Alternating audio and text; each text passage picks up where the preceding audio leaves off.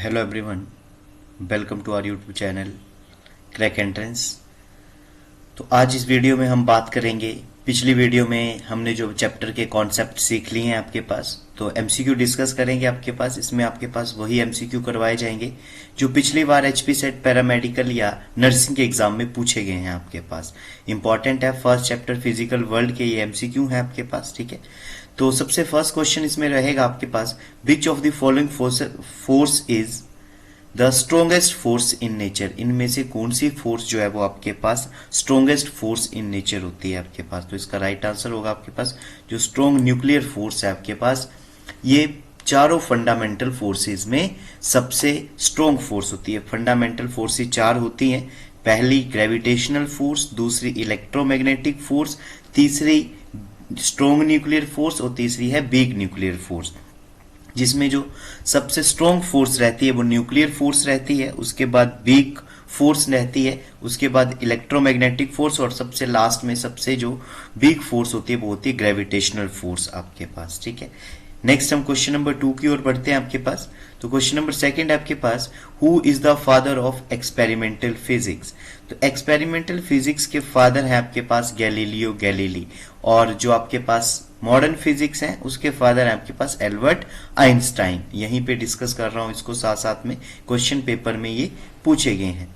Third question की ओर चलते हैं आपके पास। तो थर्ड क्वेश्चन है कि which branch of science deal with nature and natural phenomena. तो बहुत सिंपल सा क्वेश्चन है ये, तो आपके पास फिजिक्स है आपके पास, ठीक है। नेक्स्ट आपके पास question number 4, atomic and molecular phenomena are dealt with by. जो एटॉमिक और मोलिक्यूल फिनोमिना है, जो बिल्कुल सब एटॉमिक पार्टिकल्स हैं, वो किस ब्रांच में पढ़े जाते हैं आपके पास। तो उसका बिल्कुल राइट आंसर रहेगा quantum mechanics.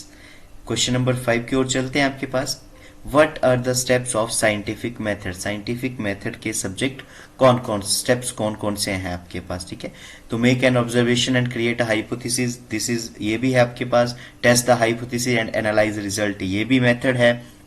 Draw conclusion and report the result, तो ये भी है। तो इसका जो राइट सही आंसर रहने वाला है वो है आपके पास option D, all of the mentioned, all of the above. Question number 6 में चलते हैं आपके पास, which of the following force is biggest force in nature.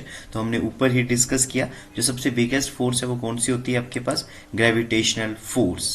Question number 7 की ओर चलते हैं आपके पास, according to the Einstein theory mass energy है कि बहुत ही सिंपल सा क्वेश्चन, इज इक्वल टू जो है वो आपके पास रहता है mc स्क्वायर आपके पास, ठीक है। ये इंपॉर्टेंट क्वेश्चन है, is equal to mc square आपके पास, ठीक है।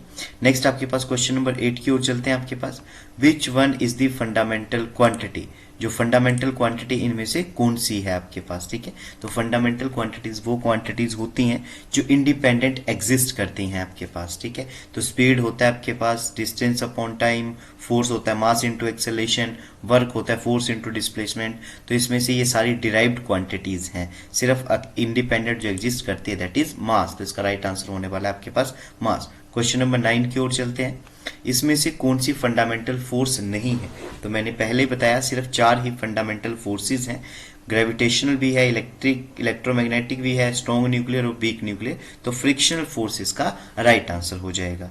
क्वेश्चन नंबर 10 की ओर चलते हैं आपके पास कि मॉडर्न फिजिक्स के फादर कौन है। तो ये भी ऊपर बता ही दिया आपके पास, Albert Einstein is the right answer.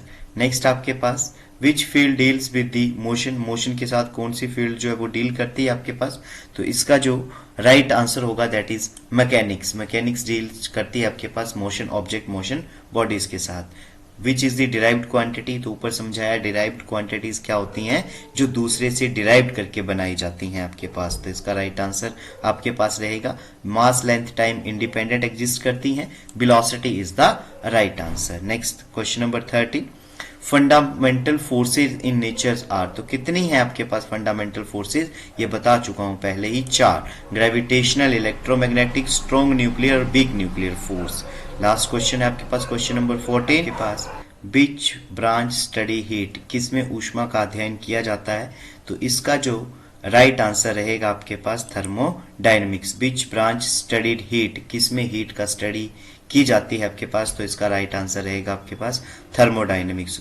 और भी आपके पास एमसीक्यू अगर आपको चाहिए होंगे तो पीडीएफ जो है वो टेलीग्राम चैनल में डाल दूंगा आपके पास। टेलीग्राम चैनल का लिंक नीचे डिस्क्रिप्शन में दिया हुआ है, ज्वाइन कर लेना चैनल।